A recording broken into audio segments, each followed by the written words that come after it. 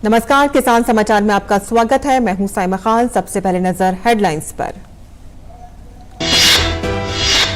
राष्ट्रपति द्रौपदी मुर्मू ने सोमवार को अरुणाचल प्रदेश के स्थापना दिवस पर आयोजित विशेष कार्यक्रम में लिया हिस्सा। कहा कि 21वीं सदी टेक्नोलॉजी की सदी है। खुशी है राज्य सरकार खेती बागवानी में कर रही है ड्रोन का इस्तेमाल।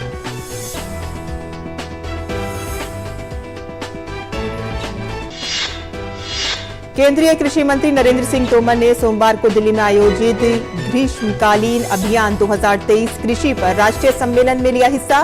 कहा कि केंद्र के साथ मिलकर छोटे किसानों की प्रगति पर फोकस करे राज्य। सरकार के लिए रासायनिक उर्वरकों पर सब्सिडी बड़ी चुनौती। मृदा स्वास्थ्य कार्ड के महत्व पर जोर। देश में अब तक 22 करोड़ मृदा स्वास्थ्य कार्ड किए जा चुके हैं वितरित।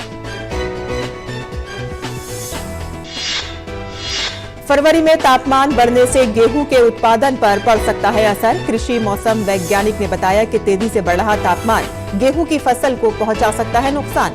जलवायु परिवर्तन के चलते मौसम में हो रहे बदलाव का सभी फसलों पर पड़ता है असर।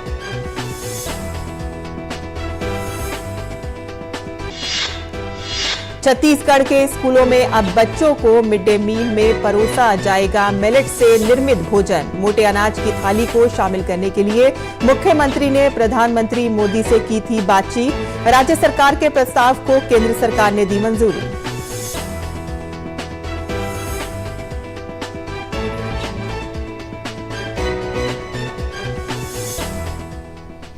और अब समाचार विस्तार से। राष्ट्रपति द्रौपदी मुर्मू सोमवार को राजधानी ईटानगर के इंदिरा गांधी पार्क में आयोजित अरुणाचल प्रदेश के 37वें राज्य स्थापना दिवस समारोह को संबोधित किया। उन्होंने अरुणाचल प्रदेश में पंचायती राज व्यवस्था में भागीदारी बढ़ाने पर महिलाओं की तारीफ की।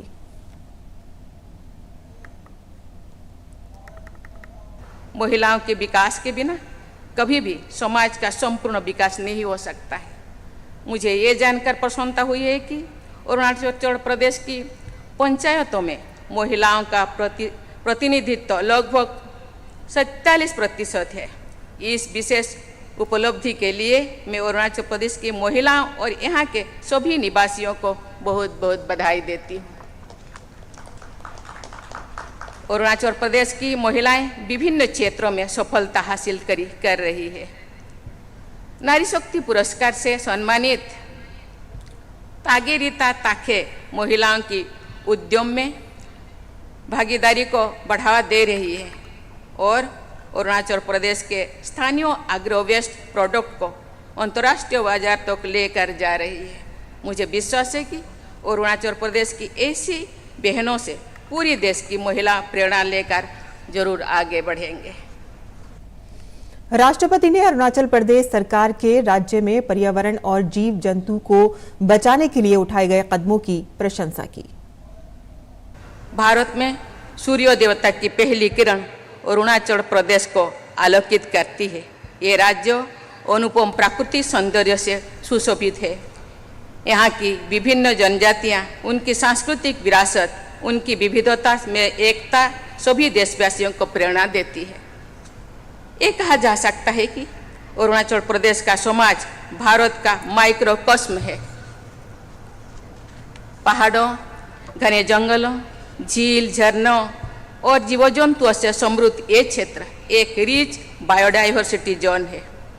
मुझे ये जानकर खुशी हो रही है कि राज्य सरकार ने जलवायु परिवर्तन की चुनौतियों का सामना करने और बायोडाइवर्सिटी को कंजर्व करने के लिए पाके घोषणा पत्रों को अपनाया गया है। पर्यावरण संरक्षण के लिए ये एक महत्वपूर्ण पहल है। राष्ट्रपति द्रौपदी मुर्मू ने कहा कि 21वीं सदी टेक्नोलॉजी की सदी है और ये खुशी की बात है कि राज्य सरकार ड्रोन टेक्नोलॉजी का इस्तेमाल खेती में कर रही है। 21वीं सदी टेक्नोलॉजी की सदी है, लेकिन मैं मानती हूँ कि हमें टेक्नोलॉजी फॉर सोशल जस्टिस की सोच के साथ आगे बढ़ना चाहिए। मुझे ये जानकर खुशी हुई है कि राज्य सरकार द्वारा ड्रोन टेक्नोलॉजी का इस्तेमाल कृषि, बागवानी, स्वास्थ्य सेवाओं और पर्यावरण संरक्षण के लिए किया जा रहा है। मुझे बताया गया है कि मेडिसिन फ्रॉम द स्काई कार्यक्रम के अंतर्गत दूर दराज के गांव में दवाइयां और वैक्सीन ड्रोन के माध्यम से कम समय में पहुंचाने की पहल राज्य के कुछ क्षेत्रों में की गई है। ये प्रयास टेक्नोलॉजी फॉर सोशल इम्पैक्ट का अच्छा उदाहरण है। और आगे बढ़ते हैं, जहां भारतीय कृषि एवं किसान कल्याण मंत्रालय ने साल 2022-23 के लिए जायद फसलों स्थिति को लेकर सोमवार को एक सम्मेलन आयोजित किया। जायद फसलों पर आयोजित इस सम्मेलन में केंद्रीय कृषि मंत्री नरेंद्र सिंह तोमर ने केंद्र सरकार की किसान हितैषी नीतियों का जिक्र किया। केंद्रीय मंत्री ने प्राकृतिक और जैविक खेती को बढ़ावा देने पर जोर दिया। ऑर्गेनिक फार्मिंग का विषय, नेचुरल फार्मिंग का विषय, ऑर्गेनिक फार्मिंग में भी एक बड़ा रकबा पूरे देश भर में कवर किया गया है। जो ऑर्गेनिक एग्रीकल्चर प्रोडक्ट हैं उनकी मांग देश में भी बढ़ रही है, दुनिया में भी बढ़ रही है। अभी जो 4 लाख करोड़ का एक्सपोर्ट कृषि उत्पादों का हुआ, उसमें बड़ा हिस्सा जो है कुल मिला के ऑर्गेनिक प्रोडक्ट का ही था। तो ऐसी स्थिति में प्राकृतिक खेती भी बढ़ रही है और जैविक खेती भी बढ़ रही है। नैनो यूरिया का भी उपलब्धता हमारे पास है, बायो फर्टिलाइजर का भी उपलब्धता हमारे पास है। और जब हम बातचीत करते हैं और टारगेट तय करते हैं तो सब टारगेट बढ़ते हुए नजर आते हैं। कृषि मंत्री ने किसानों को समय पर बीज उपलब्ध कराने, गुणवत्ता वाली फसल उगाने, समय और तापमान के हिसाब से फसल उगाने पर जोर दिया।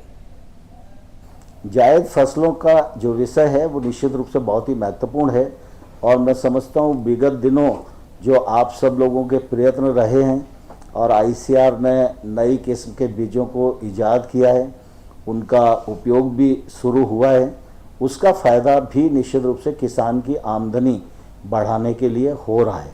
और ये छोटे किसान की आमदनी बढ़ाने के लिए ग्रीष्म ऋतु की फसलों को जितना प्रोत्साहन मिलेगा, जितना टेक्नोलॉजी को, नए बीजों को उनके पास तक पहुंचाएंगे, तो मैं समझता हूं कि नीचे जो कृषि आधारित भारत है उसकी आमदनी बढ़ाने और उसकी ताकत बढ़ाने के लिए ये बहुत ही महत्वपूर्ण। केंद्रीय मंत्री ने कहा कि सरकार ने मिट्टी की गुणवत्ता की जांच के लिए 2 चरणों में 22 लाख सॉइल हेल्थ कार्ड बांटे हैं। सॉइल हेल्थ का विषय नया नहीं है देश के लिए। पहले से ही हमारे वैज्ञानिक इस बात की आवश्यकता को महसूस करते रहे। इस मामले में टेक्नोलॉजी भी ईजाद की गई, लेकिन कई बार जो बात होती है ना कि लैब से लैंड तक पहुंचना, उसमें बहुत दूरी होती है, तो निश्चित रूप से जितना फ़ायदा मिलना चाहिए उतना फ़ायदा हमें नहीं मिलता है। और इसलिए प्रधानमंत्री जी के संकल्प के अनुसार 2 चरणों में लगभग 22 करोड़ सॉइल हेल्थ कार्ड देश भर में वितरित करने का काम किया। उसके पीछे मुख्य रूप से उद्देश्य यही था कि धरती की उर्वरा शक्ति यह संतुलित रहे। और अगर हम सॉइल हेल्थ चेकअप करने के बाद रिकमेंडेशन को मानेंगे तो निश्चित रूप से केमिकल फर्टिलाइजर के उपयोग करने की जो मात्रा है वो भी संतुलित हो जाएगी। और धरती की उर्वरा शक्ति कितनी कमज़ोर हो रही है ये भी हमारे ध्यान में आएगा, तो निश्चित रूप से किसान को भी लगेगा कि भाई हमें कुछ इस दिशा में सोचना चाहिए। लेकिन अभी किसान को ये नहीं लग रहा है कि बुआई से पहले सॉइल हेल्थ टेस्ट मुझे कराना चाहिए। जब किसान को ये लगने लगेगा तो निश्चित रूप से हमारे उद्देश्य की पूर्ति होगी। उन्होंने जोर देकर कहा कि हमें रासायनिक उर्वरकों पर होने वाले सब्सिडी खर्च को भी कम करने की जरूरत है। केमिकल फार्मिंग के कारण नुकसान भी हो रहा है, धरती का भी नुकसान हो रहा है, मानव स्वास्थ्य पर भी उसका असर आ रहा है और इसकी सर्वत्र चर्चा भी है। हम सब लोग चर्चा करते भी हैं और करने के साथ साथ वही कर रहे हैं जो हम दूसरों से कहते हैं ये नहीं करना चाहिए। तो ऐसी स्थिति में विकल्प भी हम सबके सामने उपलब्ध हैं। जैसे सचिव उर्गर ने बताया नैनो यूरिया, नैनो डीओपी भी आने वाला है। तो हम सब इस पर जरूर विचार करें कि आज 2.5 लाख करोड़ रुपया केमिकल फर्टिलाइजर पर सब्सिडी का खर्च हो रहा है और मानव शरीर पर भी दुष्प्रभाव हो रहा है और धरती पर भी दुष्प्रभाव हो रहा है। तो ऐसी स्थिति में अगर हम 2.5 लाख करोड़ रुपया बचाने की दृष्टि से सोचें तो भी हमारी जिम्मेवारी है और कृषि विभाग यह सोचे कि जो उत्पादन हो वो स्वच्छ हो और जो व्यक्ति को स्वस्थ बनाए तो भी निश्चित रूप से हम सब लोगों की जिम्मेवारी है। तो नैनो यूरिया के लिए हमारे क्या प्रयत्न हैं, इस दिशा में निश्चित रूप से राज्य सरकारों को चिंता करके योजना बनानी चाहिए। आगे बढ़ते हैं, जहां फरवरी में तापमान बढ़ने से गेहूं के उत्पादन पर गहरा असर पड़ सकता है। कृषि मौसम वैज्ञानिक ने बताया है कि तेजी से बढ़ रहा तापमान गेहूं की फसल को नुकसान पहुंचा सकता है। मार्च में होने वाली गर्मी अभी फरवरी में ही पड़नी शुरू हो गई है और ये गेहूं की फसल के लिए ठीक नहीं है। जलवायु परिवर्तन के असर के चलते मौसम में हो रहे बदलाव का सभी फसलों पर असर पड़ता है। मार्च तक हल्की ठंड रहने के कारण दाना पूरी तरह से फैलता है, लेकिन अभी जो गर्मी पड़ रही है उससे दाने का वजन कम हो जाता है, साथ ही पैदावार घट जाती है। और यदि इसी तरह की गर्मी अगले कुछ दिन और जारी रहती है तो निश्चित रूप से हरियाणा, पंजाब समेत कई जगहों पर गेहूं की पैदावार पर असर पड़ेगा। गेहूं की फसल पर गर्मी का कहर जारी है, जिसकी निगरानी और किसानों की मदद के लिए सरकार ने सोमवार को एक कमेटी का गठन किया है। कमेटी की अध्यक्षता केंद्रीय कृषि आयुक्त करेंगे। नेशनल क्रॉप फोरकास्ट सेंटर के फरवरी में तापमान के सामान्य से बहुत अधिक रहने के पूर्व अनुमान के बाद सरकार ने ये फैसला लिया है। मध्य प्रदेश जैसे गेहूं उत्पादक राज्य में 7 वर्षों के औसत से फरवरी के पहले सप्ताह में ही तापमान बहुत अधिक हो गया है। इससे गेहूं की फसल की उत्पादकता के प्रभावित होने का गंभीर खतरा पैदा हो गया है, जो किसानों और सरकार के लिए चिंता का विषय बन गया है। केंद्रीय मंत्री डॉक्टर जितेंद्र सिंह ने कहा है कि विश्व आज के भारत की व्यापारिक क्षमता का जश्न मना रहा है। डॉक्टर जितेंद्र सिंह ने जम्मू के हरि निवास में big impact award 2023 celebrating businesses of Jammu में शिरकत की और कहा कि अरोमा मिशन से आज लोग जुड़कर न सिर्फ आत्मनिर्भर हो रहे हैं बल्कि लोगों को रोजगार भी दे रहे हैं। अरोमा मिशन, पर्पल रेवोल्यूशन, जिसे बैंगनी क्रांति कहा जाता है, उसका जन्म यहाँ हुआ भद्रवाह में। लाखों रुपया कमा रहे हैं लोग। लेवेंडर एंटरप्रेन्योरशिप एक नया एवेन्यू है, लेकिन यहां से किसी को जाने की जरूरत नहीं होती। हमने जब वो काम शुरू किया तो कोई लेवेंडर लगाने को तैयार नहीं था। वहां भारत भूषण नाम का लड़का था मेरे संपर्क में। ज्यादातर मैं बच्चों के बीच में बैठता हूं, उनसे कोई सीखने को बोलता है, बाकी तो अपना रोना धोना ही करते हैं। सब्सिडी नहीं मिली, ये नहीं हुआ, वो नहीं हुआ, उसकी भी बात करते हैं। तो मैंने कहा बेटे तू थोड़ा सा अपने परिवार को मना। तो ही मोटिवेटेड हिज फैमिली। उनके पास मक्की का खेत था, थोड़ा सा बचा हुआ 1/2 हेक्टेयर था, उन्होंने हमें दिया। जब वहां लेवेंडर लगाया वो माला माल हो गए। सारे परिवार ने कहा सारा खेत ले लीजिए। Now they have engaged 5,000 other people। ये एग्री स्टार्टअप है। ये कोई 2 राज्य है, जम्मू कश्मीर, उत्तराखंड, हिमाचल प्रदेश। आज सुबह ही उत्तराखंड के मुख्यमंत्री से मेरी बात हुई, वो भी इसको लेकर के आई है। मैंने कहा आप भी लेवेंडर शुरू करिए। हिमाचल में नए मुख्यमंत्री आए हैं, स्वयं चल करके दिल्ली आए, कहने लगे और कुछ नहीं कहना, केवल इतना कहना जो आपने अपनी कॉन्स्टिट्यूंसी में किया वही हमारे राज्य में कर दीजिए। हम सरकार देने को तैयार है, माहौल तैयार है, विश्व भी हमारी तरफ उम्मीद से देख रहा है। अब उसमें यह है कि हाउ कैन वी कंट्रीब्यूट। प्रधानमंत्री किसान सम्मान निधि के तहत किसानों को 12 किस्तें दी जा चुकी हैं। फरवरी महीने में 13वीं किस्त दी जानी है। प्रधानमंत्री किसान सम्मान निधि के तहत किसानों को 12 किस्त दी जा चुकी है। फरवरी महीने में यह 13वीं किस्त दिया जाना है। यह निधि की आगामी किस्त उन्हीं किसानों को दी जाएगी जिनका बैंक खाता का आधार सीडिंग और लैंड सीडिंग हो। कृषि विभाग ने प्रदेश के किसानों से प्रधानमंत्री किसान सम्मान निधि के तहत सहायता प्राप्त करने के लिए अपने बैंक खातों में आधार सीडिंग एवं लैंड सीडिंग कराने का आग्रह किया है। भारत सरकार द्वारा 13वीं किस्त का हस्तांतरण आधारित किए जाने के निर्णय के फलस्वरूप किसानों के खाते में आधार सीडिंग नहीं होने की स्थिति में आगामी किस्त प्राप्ति में विलंब हो सकता है। उन्होंने बताया कि आधार सीडिंग के कार्य के लिए जिस बैंक में किसान का खाता है अथवा एक से अधिक बैंक खाता धारक होने पर जिस बैंक खाते में योजना का लाभ प्राप्त करने का इच्छुक है उस बैंक शाखा में स्वयं उपस्थित होकर आधार सीडिंग करवाना होगा। पद्म ने बताया कि इस कार्य के लिए इंडिया पोस्ट पेमेंट बैंक, जो डाक विभाग संचार मंत्रालय के तहत भारत सरकार के स्वामित्व वाली 100% इक्विटी के साथ स्थापित है, के प्रस्ताव एवं भारत सरकार के निर्देशानुसार हितग्राही जिन्हें उक्त कार्य में समस्या का सामना करना पड़ रहा है अथवा किन्हीं कारणों से अपने बचत खाते में आधार सीडिंग नहीं करवा पा रहे हैं, संस्था के माध्यम से योजना अंतर्गत नवीन खाता खुलवा सकते हैं, जिसमें संस्था द्वारा खाता प्रारंभ करने के साथ ही खाते का आधार सीडिंग और लैंड सीडिंग किया जाएगा। अपर संचालक पद्म ने बताया कि योजना अंतर्गत मापदंड के संबंध में अपनी स्थिति पता करने हेतु किसान अपने क्षेत्रीय ग्रामीण कृषि विस्तार अधिकारी, विकास खंड स्तरीय कृषि कार्यालय, जिला स्तरीय कृषि कार्यालय में संपर्क कर सकते हैं। वहीं छत्तीसगढ़ के स्कूलों में अब बच्चों को मिड डे मील में मिलेट्स यानी कि मोटा अनाज से निर्मित भोजन परोसा जाएगा। राज्य सरकार के प्रस्ताव को केंद्र सरकार ने मंजूरी दे दी है। राज्य सरकार ने कहा कि वह सेवा और सरोकार के लक्ष्य को लेकर आगे बढ़ते रहेंगे। गौरतलब है कि प्रधानमंत्री पोषण शक्ति योजना के तहत छत्तीसगढ़ के स्कूलों में पढ़ने वाले बच्चों को पोषक अनाज की थाली उपलब्ध कराई जाएगी। प्रधानमंत्री पोषण शक्ति योजना के तहत सप्ताह में 4 दिन स्कूली बच्चों को मिलेट से निर्मित खाद्य पदार्थ वितरित किए जाएंगे।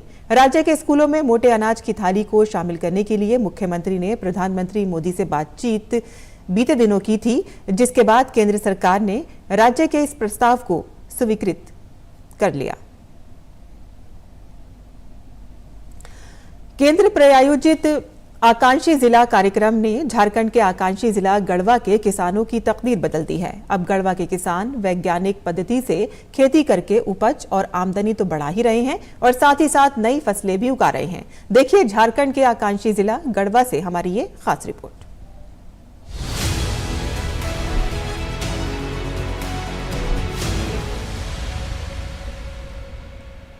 ये तस्वीरें हैं झारखंड के आकांक्षी जिला गढ़वा की, जहां केंद्र प्रायोजित आकांक्षी जिला कार्यक्रम का असर खेत खलियानों तक नजर आता है। जिले के मिराल प्रखंड के किसान 2 वर्ष से स्ट्रॉबेरी की खेती कर रहे हैं, जिससे यहां के किसानों के आर्थिक हालात दिनों दिन सुधरते जा रहे हैं। सबसे किसान के आगे बढ़ावे के तौर तरीका के विषय में हमारे प्रधानमंत्री मोदी जी हर तरह के सुविधा, हर तरह के व्यवस्था दे थी, जेकरा चलते आज किसान बहुत खुश बनन और एकरा चलते जेबा हम मोदी जी के बहुत बहुत धन्यवाद देवत थी।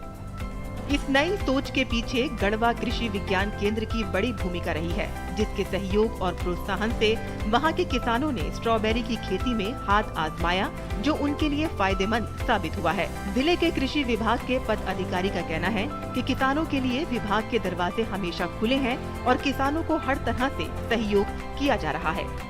स्ट्रॉबेरी की खेती की जा रही है और 3 सालों से की जा रही है।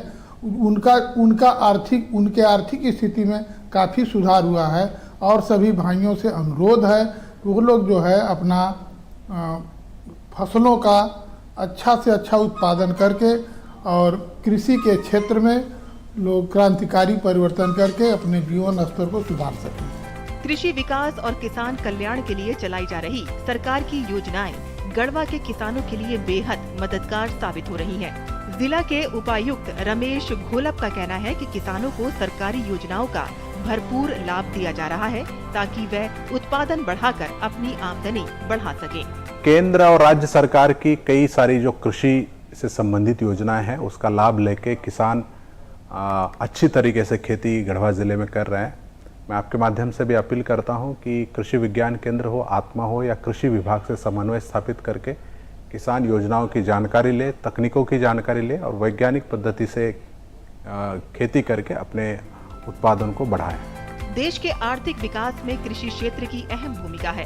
केंद्र प्रायोजित आकांक्षी जिला कार्यक्रम अन्नदाताओं को सशक्त बनाने में सहयोगी बन रहा है, जिससे खेती बाड़ी की ओर लोगों की रुचि लगातार बढ़ रही है, जो एक सकारात्मक संकेत है। Bureau report, DD news.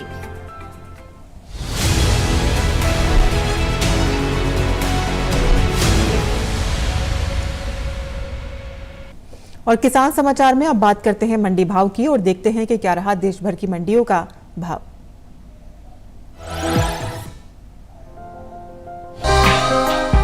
फिलहाल कृषि उपज मंडियों में चने की आवक सामान्य है। हफ्ते के पहले कारोबारी दिन यानी सोमवार को चने का कारोबार सामान्य आवक के साथ हुआ। भाव की बात करें तो काला पीपल मंडी में चने के सौदे मजबूती के साथ हुए, जबकि लखनऊ मंडी में चने के भाव में नरमी रही। एग्वाक नेट के मुताबिक गुजरात की राजकोट मंडी में 20 फरवरी को चने की खरीद 4,725 रुपए पर हुई। वहीं कर्नाटक की शिमोगा मंडी में सोमवार को चने का कारोबार 5,750 रुपए प्रति क्विंटल पर हुआ। मध्य प्रदेश की काला पीपल मंडी में चने के सौदों में बढ़त के साथ कारोबार हुआ। यहां 18 फरवरी को चने का भाव था 4,230 रुपए। 20 फरवरी को इसके सौदे 65 रुपए मजबूत होकर 4,295 रुपए पर हुए। उत्तर प्रदेश की लखनऊ मंडी में इस दौरान चने के भाव में नरमी का रुख रहा। यहाँ 20 फरवरी को चने का भाव 10 रुपए टूटकर 5,650 रुपए से 5,640 रुपए पर आ गया। बीते कुछ समय से आगे चल रही चने की बुआई में इस दौरान कुछ कमी देखने को मिल रही है। कृषि मंत्रालय की ओर से साल 2022-23 के लिए जारी ताज़ा आंकड़ों के अनुसार रबी चने की बुआई 1,12,01,000 हेक्टेयर में हो चुकी है, जबकि बीते साल इस दौरान बुआई का क्षेत्रफल 1,14,18,000 हेक्टेयर रहा था। यानी इस साल रबी चने की बुआई बीते साल के मुकाबले 2,16,000 हेक्टेयर पीछे है। बात दलहन की पैदावार की करें तो घरेलू स्तर पर इस साल कुल दलहन की उपज में कमी का अनुमान जताया गया है। कृषि मंत्रालय के पहले अग्रिम अनुमान के मुताबिक देश में साल 2022-23 के दौरान कुल दलहन की पैदावार 83,70,000 टन होने का अनुमान है, जबकि बीते साल इस दौरान दलहन की उपज 2,76,90,000 टन रही थी।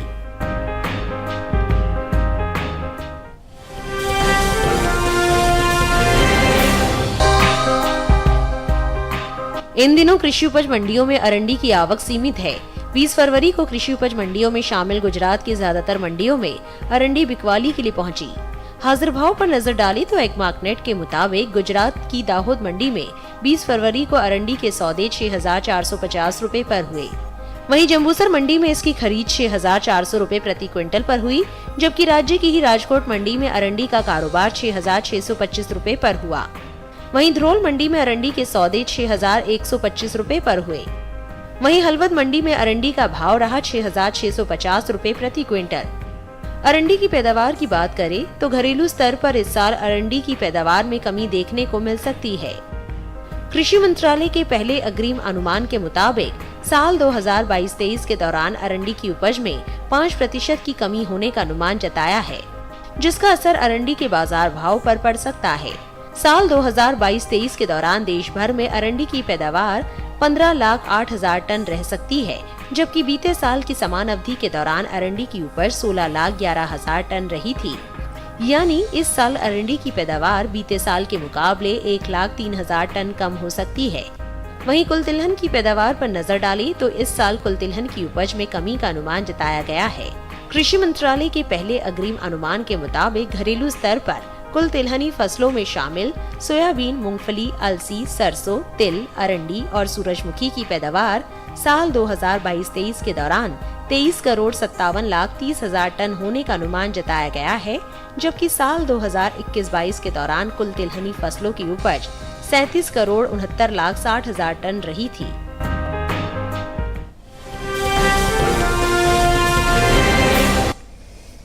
मंडी खबर के बाद आइए अब बात करते हैं मौसमी खेती की और किसान इस मौसम में कैसे रखें अपनी खेती का ख्याल, आइए देखते हैं।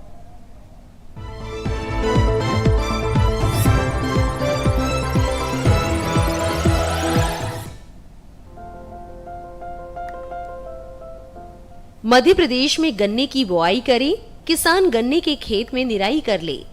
अभी बैंगन में कीट लगने की संभावना बनी हुई है। कृषि विशेषज्ञों की सलाह से कीटनाशक का छिड़काव करते रहें। बैंगन की रुपाई कर सकते हैं, बैंगन के खेत में सिंचाई भी करें। यहीं टमाटर की बुआई के लिए नर्सरी तैयार कर ले, साथ ही लाल मिर्च की बुआई के लिए नर्सरी तैयार करें। इसके अलावा फूल गोभी बोए, वहीं के किसान पत्ता गोभी की भी बुआई कर ले। मध्य प्रदेश में गेहूं के खेत में सिंचाई कर सकते हैं। यहाँ काबुली चने के खेत की देखभाल करते रहे। इस समय प्याज की रुपाई कर ले। छत्तीसगढ़ में गेहूं के खेत में सिंचाई कर ले। गेहूं के खेत की देखभाल करते रहे। यहाँ मक्के के खेत में जरूरी उर्वरक का इस्तेमाल कर सकते हैं। मक्के के खेत में सिंचाई करते रहे। मक्के की बुआई करने का सही समय है। किसान लीची के बागों में सिंचाई कर सकते हैं। इसके अलावा काबुली चने के खेत की देखभाल करते रहे। वहाँ सूरजमुखी की बुआई करने का सही समय है। छत्तीसगढ़ में केले के बागों में सिंचाई करते रहे। इसी तरह पपीते के बागों में सिंचाई कर सकते हैं। किसान कद्दू की रुपाई कर ले, साथ ही खीरे की बुआई के लिए खेत तैयार करते रहे। इसके साथ ही सरसों में कीट लगने की आशंका है। ऐसे में सरसों में कीटों से बचाव के लिए कीटनाशक छिड़के।